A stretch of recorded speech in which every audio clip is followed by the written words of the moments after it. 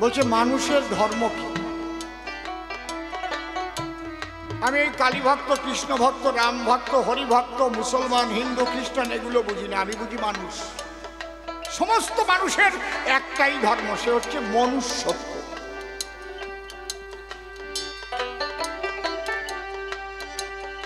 যেমন মিষ্টির ধর্ম কি? ওর নামই মিষ্টি, মিষ্টি যার নাম, সেটা যদি মিষ্টি না লাগে তাহলে কি তাকেও খাবে? বিভিন্ন রকমের হতে পারে, একই ছানার গড়া, কিন্তু প্রত্যেকটার মধ্যে বাবা মিষ্টি আছে ভরা। কেউ পান্তুয়া খায়, রসগোল্লা খায়, কেউ কালাকাঁদ কিনে খায়, কেউ ছানার জিলেপি পেলে পরে কিনে নিয়ে যায়, কেউ বোঁদে খায় গো আবার বাবা বাবা, কেউ খায় রসমালাই, কিন্তু এক ছানা দিয়ে তৈরি সবই মিথ্যা বলি নাই।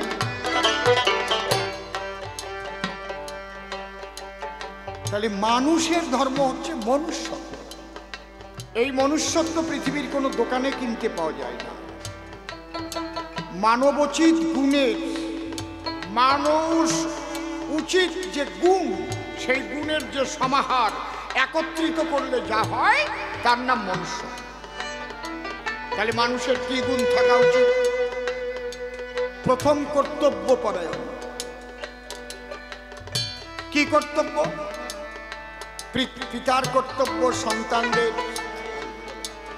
মানুষ করে তোলা। শুধু লেখাপড়া শেখানো তা না, লেখাপড়া শিখলো, বিরাট শিক্ষিত হয়ে গেল, WBCS, IPS, IAS, doctor, engineer, আরো অনেক কিছু হতে পারে, কিন্তু মানুষ না হলে তার দ্বারাই জগতে কল্যাণ হয় না সরাসর। খুব লক্ষ্য করে শুনবে, এই মানুষ গড়ার দায়িত্ব মা বাবার। ডাক্তার হতে পারে, ইঞ্জিনিয়ার হতে পারে, বিরাট পুলিশ অফিসার হতে পারে, DM হতে পারে, প্রশাসনের বড় কর্তা হতে পারে, বড় মন্ত্রী হতে পারে, কিন্তু যদি মানুষ ভালো না হয়, মনুষ্যত্ব না থাকে, তাহলে তার দ্বারাই জগতের কল্যাণ হয় না, মানুষের ধ্বংসের পথ পরিষ্কার করে দেয়। আমার কথা বোঝা যাচ্ছে কি নাকি?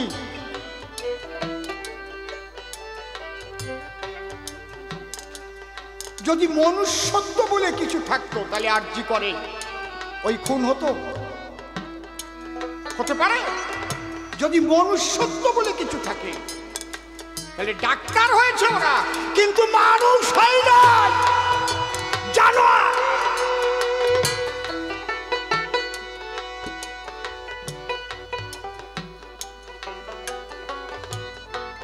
যদি কারো ভিতরে মনুষ্যত্ব থাকে, সে গরিব মানুষের রেশন চুরি করে খেতে পারে? পারবে? গরিব মানুষ, গরিব মানুষ এক মুঠো খাবার জন্য কত কষ্ট করছে। মানুষ আলাদা জিনিস। এই মানুষ, আমি হিন্দু দেখি না, মুসলিম দেখি না, খ্রিস্টান দেখি না, বৌদ্ধ দেখি না, জৈন দেখি না, পার্সি দেখি না, রাম ভক্ত দেখি না, কৃষ্ণ ভক্ত দেখি না, কালী ভক্ত দেখি না, আমি দেখি মানুষ হয়েছে কিনা। হরি হরি বল। এই জন্য লালন ফকির গান লিখেছে, মানুষ গুরু নিষ্ঠা যায়, মানুষ গুরু নিষ্ঠা যায়, মানুষ গুরু নিষ্ঠা যায়, মানুষ গুরু নিষ্ঠা যায়, সর্বসাধন সিদ্ধ হয় তার, সর্বসাধন সিদ্ধ হয় তার, মানুষ গুরু নিষ্ঠা যায়। যার মানুষ গুরু নিষ্ঠা যার, মানুষ গুরু নিষ্ঠা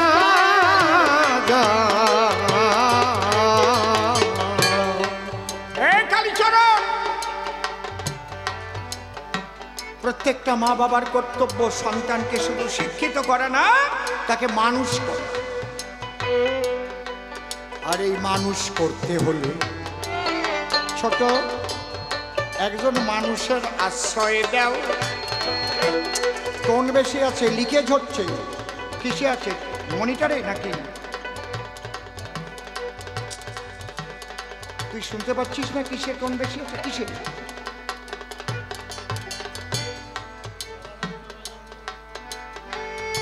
বেলা ঠিক আছে, বেলা তো আরো টোন লাগবে। তুমি একটু নিজে শোনো। তাহলে মা বাবার কর্তব্য কি? এই মনুষ্যত্ব জগতে গেলে একটা মানুষের আশ্রয় পাঠানো, সেই মানুষটাই হচ্ছে সদ্গুরু।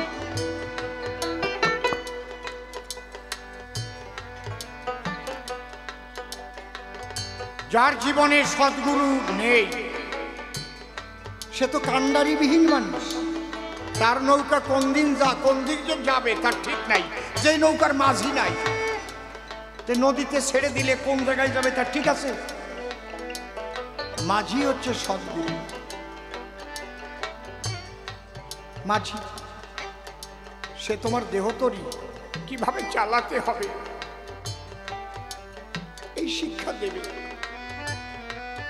কোন ঘাটে কে বসা আছে, কোন ঘাটে তুমি যাবে, কোন ঘাট থেকে কাকে তুলবে। তাহলে মা বাবার কর্তব্য শুধু শিক্ষিত করা নয়, মানুষ করা। মানুষ করা, তাই মানুষের কাছে দেওয়া, সেই মানুষের কাছে গিয়ে বিশুদ্ধ ভজন পাওয়া। আমি অসীম সরকার হয়ে একটা কথা বলছি। বাবা বসে পড়ো, বসে পড়ো, তুমি দাঁড়িয়ে পড়ছো। অসীম সরকার বামফ্রন্ট আমলে বিশেষ কারণে 7 সালে 1 মাসের জন্য আমাকে সিকিউরিটি দিয়েছিল সরকার, বিশেষ কারণ। ওটা কোন থানায় যেন বাবা? শ্যামল, রিজেন্ট পার্ক। একজন সাব ইন্সপেক্টর ছিলেন, আমি তাকে ভুলতে পারবো না জীবনে। আমি 1 কাপ চা তাকে খাওয়াতে পারিনি আমার পয়সায়।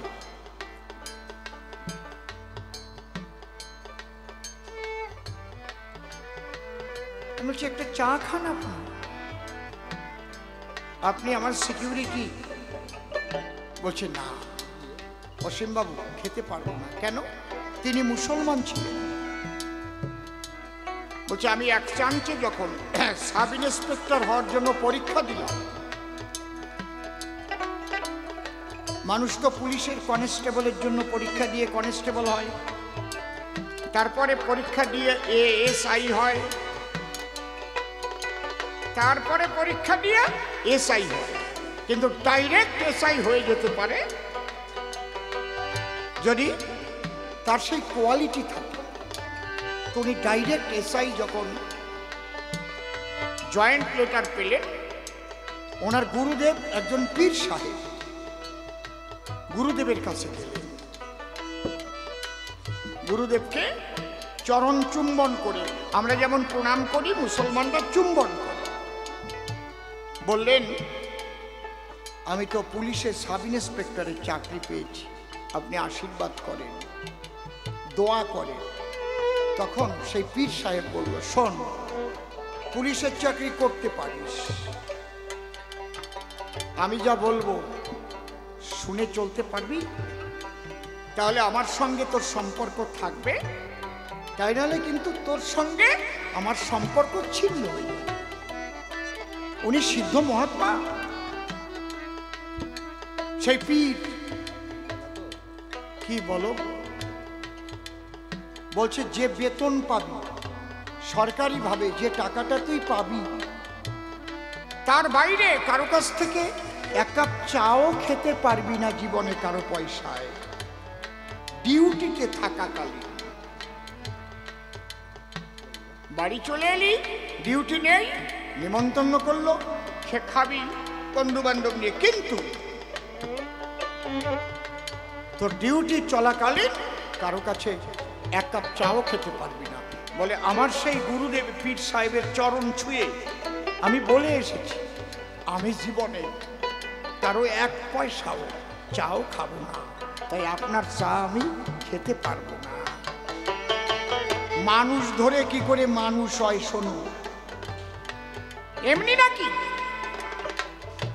তোমার রোগ হলো তুমি ডাক্তার দেখাবে না, বাড়িতে বসে সেরে যাবে? সেই ডাক্তারই তো গুরু।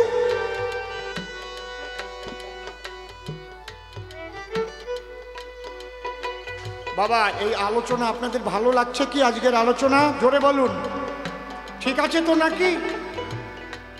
সহজ সরল ভাবে জীবের কল্যাণ হয় যাতে, আমি সেই কথার আলোচনা করি। এইবার সন্তানদের কর্তব্য আরো বেশি মা বাবার উপরে,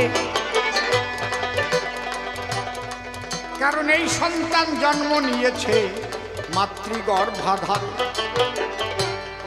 পিতার ঔরসে, মায়ের গর্ভাবাসে যে সন্তান জন্ম লয়, সন্তানদের কাছ থেকে যদি সেই মা বাবা ব্যথা পায়, হবে না কৃষ্ণ ভজ, কালী ভজ, রাম ভজ, কাজ হবে না। তাই সবার আগে মা বাবার পূর্ণ আশীর্বাদ চাই।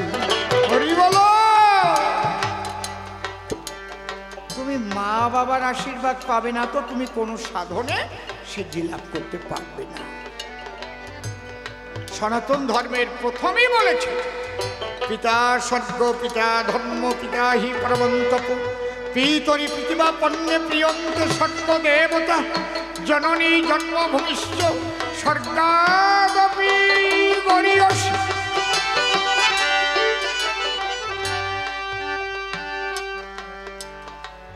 তুমি যদি ভাবো আমি বড় বৈষ্ণব হয়ে গেছি, আমি বড় কালী ভক্ত হয়ে গেছি, কৃষ্ণ ভক্ত হয়ে গেছি, আহা,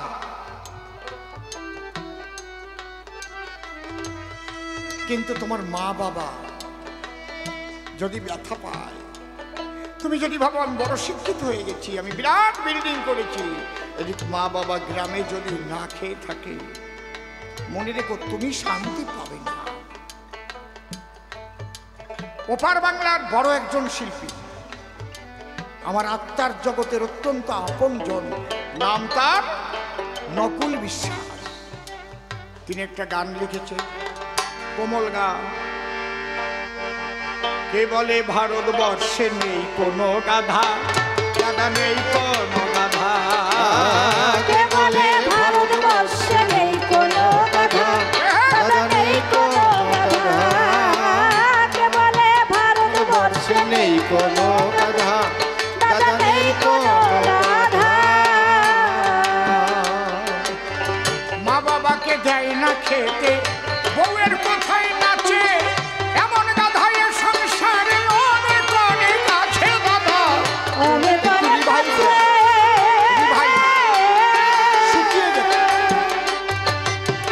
মা বাবাকে দেয় না খেতে, বউয়ের কোথায় নাচে, এমন গাধা এ সংসারে অনেক অনেক আছে দাদা। অনেক অনেক আছে। একটু ভালো করে তাকালেই, ভালো করে তাকালেই কাটবে চোখের ধাঁধা। কে বলে ভারতবর্ষে নেই কোনো গাধা, গাধা নেই কোনো গাধা, কে বলে ভারতবর্ষে নেই কোনো গাধা, গাধা নেই কোনো গাধা। আজকে যে আলোচনাগুলো করছি, যদি কেউ মা বাবাকে ব্যথা দিয়ে থাকো, আজকে রাত্রিতে গিয়েই ক্ষমা চেয়ে নিও। মনে রেখো তুমি যে অপরাধ করেছো, যে পাপ করেছো, তার চাইতে অনেক ক্ষমা করার মতো ক্ষমতা মা বাবার আছে। শুধু একবার গিয়ে গলা জড়িয়ে ধরে বলো না, মা মা আমি বড় অপরাধ করেছি মা, তোমাকে ব্যথা দিয়ে। দেখবে তোমার মা তোমাকে জড়িয়ে ধরে তার স্নেহের বন্ধনে তোমাকে বেঁধে দেবে।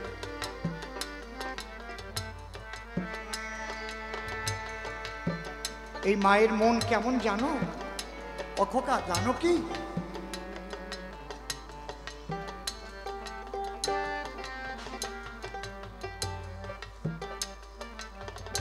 এক মহিলা তার পেটে বাচ্চা থাকতে স্বামীটা মারা গেছে।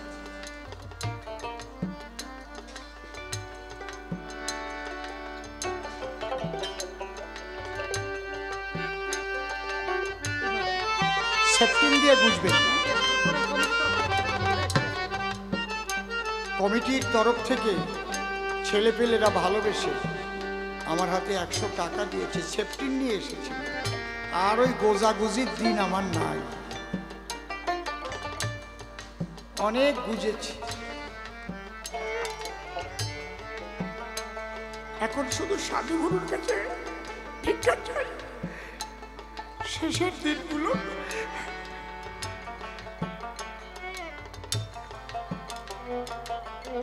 যেন গুরু চিন্তা, গুরু ভাবনা, মানুষের কল্যাণের জন্য কাটিয়ে যেতে পারি। সাধুগুরু বৈষ্ণবের সঙ্গ করে তাদের চরণ ধুলি মেখে যেতে পারি।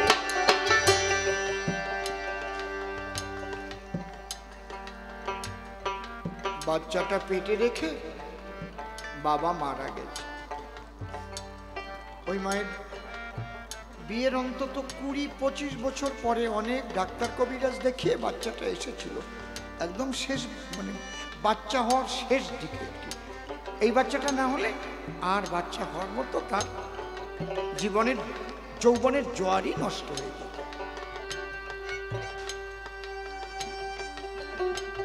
সে আর বিয়ে তো আর করতে পারে না, স্বামী মারা গেছে, বয়স অনেক হয়ে গেছে। বাচ্চাটার জন্ম নিল। ওই বাচ্চাটার মুখের দিকে তাকিয়েই ভাবলো একে আমি মানুষ করি।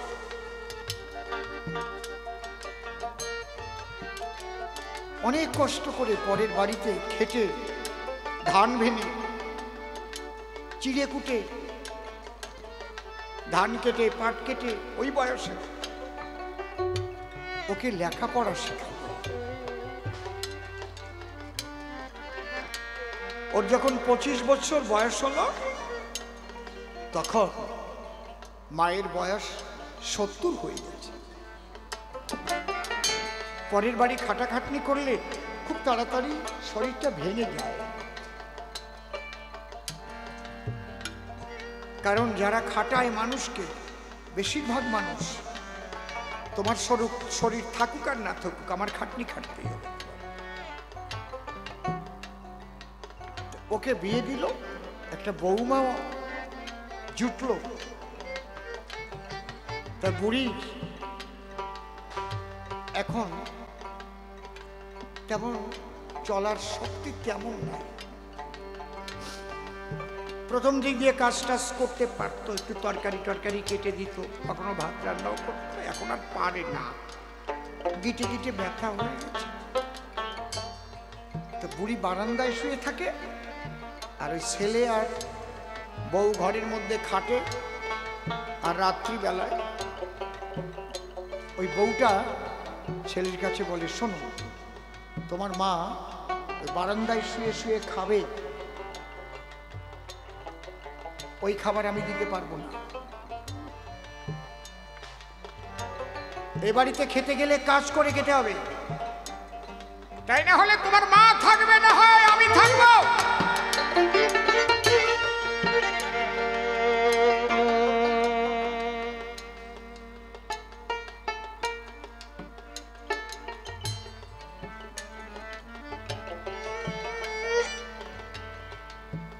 ছেলেটা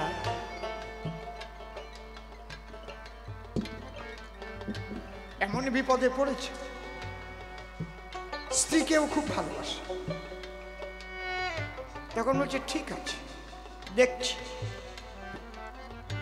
ওর মা ওই কথাগুলো শুনেছে, শুনে পরের দিন চেষ্টা করেছে কিছু কাজ করে, কিন্তু পারে না। বয়স, বয়োবৃদ্ধ হয়ে গেছে, শরীরটা ভালো না।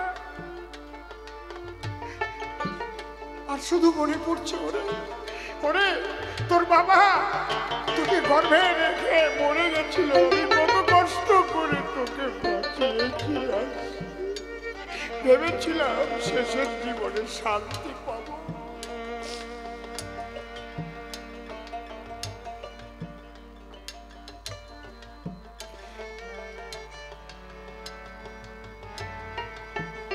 বৌমা ঝগড়া করে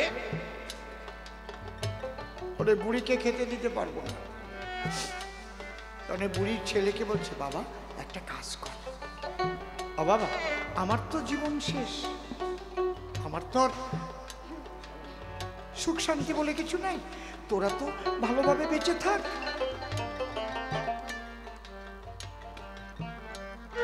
বাবা শুধু শুধু আমাকে খেতে দিতে হবে না, আমাকে ঝুড়িতে ভরে একটা জঙ্গলে রেখে আয়। জঙ্গলে কোনো গাছতলায় আমি থাকবো, ওই বনের ফল কুড়িয়ে খাবো। বাবা তবু তোরা ভালো থাকিস।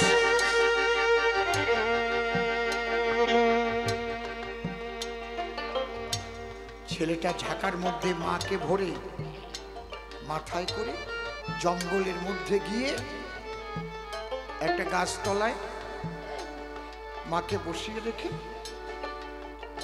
বাড়ির দিকে হাঁটা দিয়েছে। এমন সময় বিরাট মেঘ হয়েছে, এখনই ঝড় আসবে।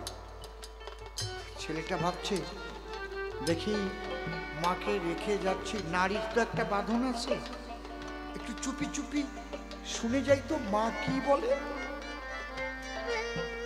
আবডাল দিয়ে পেছন থেকে দেখছে মা দুহাত তুলে ঈশ্বরের কাছে প্রার্থনা করছে, ঠাকুর আমার খোকা এখনো বাড়িতে পৌঁছাতে পারেনি, এই জঙ্গলের মধ্যে ঝড় আসলে আমার খোকা বাড়িতে পৌঁছাতে পারবে না, আমার খোকাকে তুমি রক্ষা করো ঠাকুর, আমার খোকার যেন কোনো বিপদ না হয়।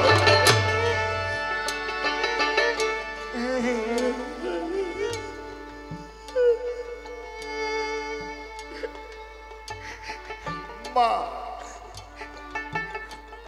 মানুষ তোমরা কেউ সেই মায়ের প্রাণে ব্যথা দিও না। তখন খোকা ছুটে এসে মায়ের পা ধরে বলছে, মা আমি তোমাকে আর রেখে যাব না, দরকার হলে ওই বউকে বাড়ি থেকে তাড়িয়ে দেব, যাকে আমি জঙ্গলে রেখে যাচ্ছি সেই মা ঈশ্বরের কাছে আমার বন্ধু কামনা করছে। হরি হরি